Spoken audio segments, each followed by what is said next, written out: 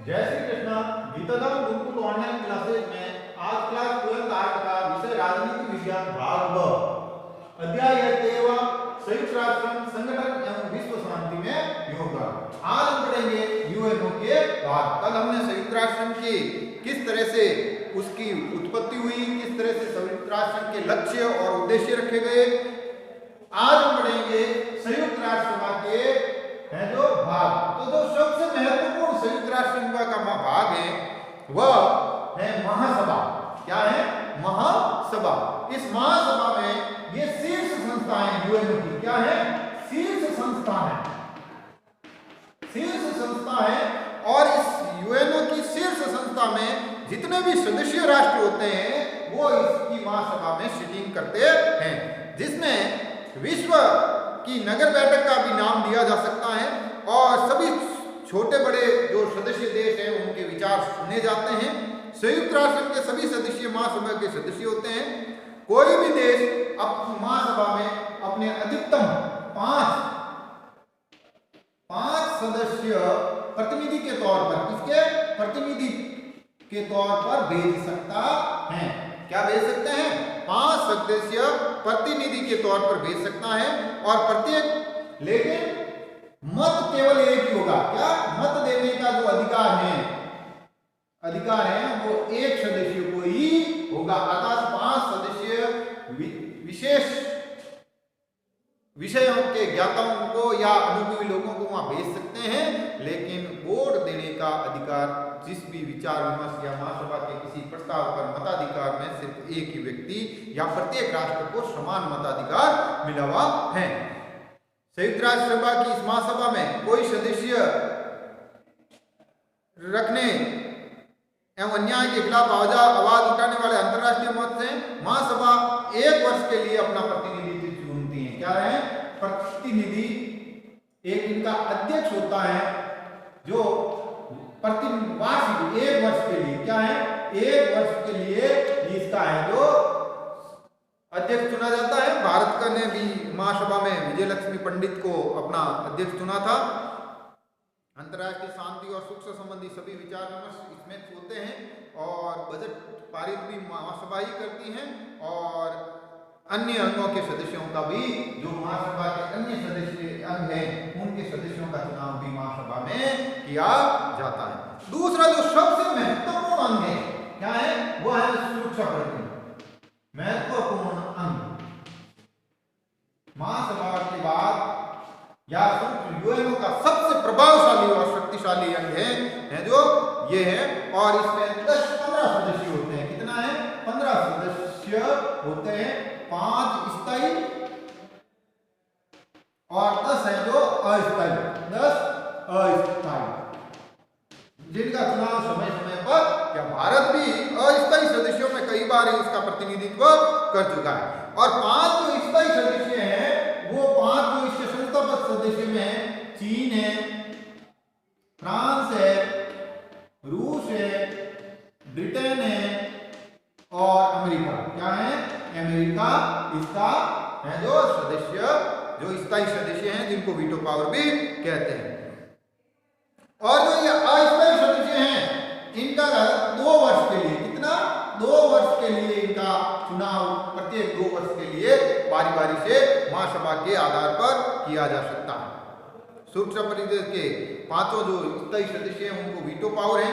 और किसी महत्वपूर्ण प्रश्न पर अगर ये वीटो पावर वाले सदस्य 5 स्थायी सदस्यों में कोई अपनी असहमति देता है तो वो फिर वो कार्रवाई वहीं रुक जाती है। और शांति एवं सुरक्षा का सर्वोच्च संरक्षण ये महासभा ही है, सुरक्षा परिषद ही है। और कोई भी देश अपनी शिकायत इस परिषद के सामने रख सकता है और ये 2 देशों या सदस्य देशों के मध्य झगड़ों का निपटारा करता है। और जो उचित समझता है तो किसी देश के विरुद्ध शक्ति प्रयोग भी कर सकती है। महासभा के सहयोग से अंतर्राष्ट्रीय न्यायालय के न्यायाधीशों की नियुक्ति की जाती है। और अंतर्राष्ट्रीय न्यायालय ये है जो सदस्य देशों के बीच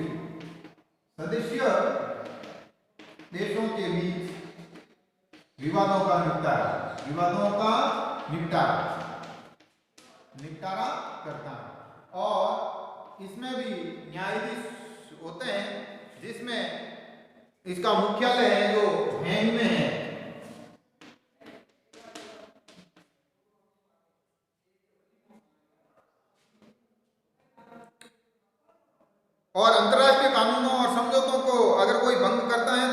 निपटारा यही न्यायालय करता है और इसमें 22 न्यायाधीश होते हैं। भारत के भी कुछ न्यायाधीश इसमें सदस्य रह चुके हैं, जैसे नगेंद्र सिंह और अभी दलवीर भंडारी।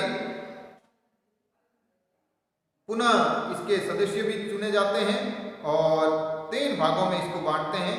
इसके कार्य को 3 भागों में बांटते हैं: ऐच्छिक क्षेत्राधिकार, अनिवार्य क्षेत्राधिकार और सलाहकारी। ये ऐच्छिक क्षेत्राधिकार में तो वो है कि कौन सा मुकदमा ये सुनेंगे। कई बार ऐसा होता है कि सदस्य राष्ट्र नहीं है, फिर भी कोई देश अपना निपटारा करवाना चाहता है तो इसमें आवेदन करें और अपना एक शुल्क होता है वो अगर जमा करवाएं तो वो सदस्य, तो ये ऐच्छिक है। अनिवार्य है, सदस्य देशों के बीच अगर कोई निपटारा है तो वो अनिवार्य में आता है। दूसरा है जो इसका सलाहकारी, ये विभिन्न देशों के बीच सलाहकार का भी कार्य करता है। और प्रत्येक न्यायाधीश का जो कार्यकाल होता है वो 9 वर्ष के लिए होता है। न्याय परिषद ये एक अधीन संघ है जो वर्तमान में निष्क्रिय सा है। महासभा के रूप में ये असामाजिक ट्रस्ट, भू क्षेत्रों का प्रशासन एवं निरीक्षण और सामरिक क्षेत्रों के मामले में सुरक्षा समिति के सहायक के रूप में कार्य करता है। ये न्याय परिषद ने राजनीतिक, आर्थिक एवं सामाजिक में बहुत विकास किया। उन परिषदों का प्रशासन में भी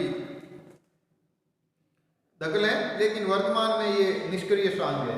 और एक सबसे महत्वपूर्ण इसका अंग है, अगर सुरक्षा परिषद के बाद अगर कोई हिस्सा है तो वो है आर्थिक और सामाजिक परिषद। आर्थिक और सामाजिक परिषद की कार्य प्रणाली एवं उसके नाम से ही स्पष्ट होता है, जैसे कि आर्थिक, सामाजिक और सांस्कृतिक और मानवीय समस्याओं के बारे में विचार विमर्श करती हैं। परिषद के पास आयोग की नियुक्ति का अधिकार है। वो आयोग जो स्त्री, जनसंख्या, मानवाधिकार आदि समस्याओं को सुझाव देता है। यह परिषद विभिन्न विशिष्ट एजेंसियों जैसे अंतर्राष्ट्रीय श्रम संस्थान, विश्व स्वास्थ्य संगठन, खाद्य संगठन, कृषि गतिविधियों के साथ अन्य जो अलग अलग हैं, हम एजेंसियां जब इसकी पढ़ेंगे तब उसमें ये अलग अलग से इनका अवलोकन करेंगे। इसमें परिषद में कुल 57 सदस्य होते हैं और सामान्यतः 3 वर्ष की अवधि के लिए इसके सदस्य चुने जाते हैं। कितने हैं? 57 सदस्य हैं और 3 वर्ष की अवधि के लिए चुने जाते हैं। और ये इसका आर्थिक और विकास अन्य जो सदस्य देशों और विश्व में शांति के लिए करते हैं वो इसके सदस्य हैं। और जो सबसे इसका महत्वपूर्ण कार्यालय है ये है महासचिवालय। इसका एक महासचिव होता है। क्या होता है? महासचिव होता है। ये महासचिव इसका कार्यकारी अध्यक्ष या मुख्य कार्य अधिकारी होता है। क्या होता है? मुख्य अधिकारी होता है। मुख्य अधिकारी होता है। ये मुख्य अधिकारी होता है और यही इन सारी चीजों की कार्रवाइयों को अंजाम देता है और सफलता और असफलता किसी कार्य की किसी महासचिव के व्यक्तित्व और कार्य पर निर्भर है। यह संयुक्त राष्ट्र का मुख्यालय होता है जो संयुक्त राष्ट्र के अन्य संगठनों एजेंसियों द्वारा बनाए गए कार्यक्रम और नीतियों को प्रशासित व समन्वित करता है।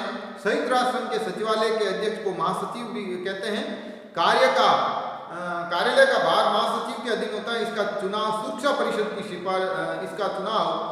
परिषद की सिफारिश पर 5 वर्ष के लिए होता है और ये अपने कार्य करता है जो निर्णय है कि सुरक्षा परिषद आर्थिक एवं सामाजिक परिषद की बैठकों को बुलाना, संयुक्त राष्ट्र के विभिन्न अंगों द्वारा दिए गए निर्णयों को क्रियान्वित करना, विश्व के खतरों से सुरक्षा परिषद को अवगत कराना, सचिवालय के कार्यों की रिपोर्ट ये महासभा को देता है। तो इस तरह से इसका अलग अलग कार्य हैं, जिसमें अभी हमारा एक मुख्य है कि महासभा की कैसे हैं। जैसे नगर बैठकों ने हमने कहा है कि ये महासभा की नगर बैठकें होती हैं, तो महासभा 1 वर्ष के लिए अपनी जो सदस्य अध्यक्ष का चुनाव करता है वो इसके अध्यक्ष का चुनाव व्यक्तिगत विशेषताओं के आधार पर, यानी जिस व्यक्ति में सदस्य देश के जो सदस्य राष्ट्र का प्रतिनिधि है उसके में होता है, तो ये उसके आधार पर अपना योग्यता के आधार पर और गोपनीय मतों के आधार पर चुना जाता है। प्रथम सभापति इसका जो था बेल्जियम के मिस्टर पॉल स्पोन महासचिव के प्रथम सभापति थे और उन्होंने 10 जनवरी 1946 को इसकी बैठक की थी। ये इसमें अध्यक्ष हमेशा, महासभा का अध्यक्ष हमेशा किसी छोटे राष्ट्र को लिया जाता है और अध्यक्ष की चीफ डी कैबिनेट होती है, उसमें अधिकारी और अपर सचिव होते हैं। महासभा में 17 उपाध्यक्ष भी होते हैं जो विभिन्न क्षेत्रों का प्रतिनिधित्व करते हैं। 17 उपाध्यक्ष और 7 स्थायी समितियों के सभापतियों को मिलकर एक महासमिति भी बनती है और इसकी महासभा की बैठक प्रतिवर्ष सितंबर के तीसरे मंगलवार को नियमित रूप से शुरू होती है। यानी सितंबर में, प्रत्येक वर्ष सितंबर में इसकी बैठक शुरू होती है और वो तीसरा मंगलवार से लगभग ऐसी परंपरा है। महासभा को सुरक्षा परिषद के महासभा व संयुक्त राष्ट्र के बहुमत सदस्यों की प्रार्थना पर इसका विशेष सत्र भी बुलाया जा सकता है। महासभा का सभापतित्व 1 वर्ष के लिए होता है और फिर प्रत्येक सत्र के लिए अध्यक्ष चुनती है। 50 में स्थापित एक विशेष प्रक्रिया के अंतर्गत कि यदि सुरक्षा परिषद के प्रयोग से शांति की पुनर्स्थापना में रुकावट पैदा होती है तब 24 घंटों के में महासभा की विशेष बैठक बुला सकते हैं और जो उसके लिए और 50 में ही पारित शांति के लिए संगठन प्रस्ताव को महासभा की शक्तियां और भूमिका में आश्चर्यजनक परिवर्तन हुए हैं। शांति के लिए संगठित प्रस्ताव में महासभा को संयुक्त राष्ट्र संघ की सामूहिक सुरक्षा का संसद बना दिया। इसी तरह सुरक्षा परिषद के बारे में है कि ये सुरक्षा परिषद भी अलग अलग है। सदस्य इसके सुरक्षा परिषद की कार्य समिति अंतर्राष्ट्रीय शांति को जिस तरह से बनाना है, सुरक्षा परिषद ही संयुक्त राष्ट्र की सफलता पर असफलता का अंतिम उत्तरदायित्व है क्योंकि ये महासभा के निर्णयों को तथा संयुक्त राष्ट्र के चार्टर को लागू करने के संबंध में रखती है। जो महासभा इनको निर्देश देती है उनको क्रियान्वित करती है। अंतर्राष्ट्रीय न्यायालय के बारे में भी यही है कि अनुच्छेद 92 में, कौन से में, अनुच्छेद एक्ट 92 चार्टर एक्ट 92 में इसकी व्यवस्था की गई है और इसका मुख्यालय जिनेवा के जो अंतर्राष्ट्रीय हैंग में है।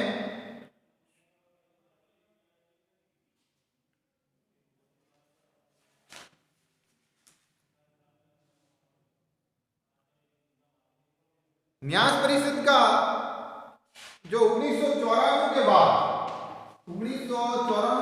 इसका अस्तित्व है जो लगभग निष्क्रिय हो गया है और ये साथ में इसका उल्लेख है जो अन्य कार्य भी करती है। कल हम इनके सदस्यों और अन्य के बारे में जानकारी करेंगे अलग अलग कि किस तरह से इनकी कार्य प्रणाली है। धन्यवाद।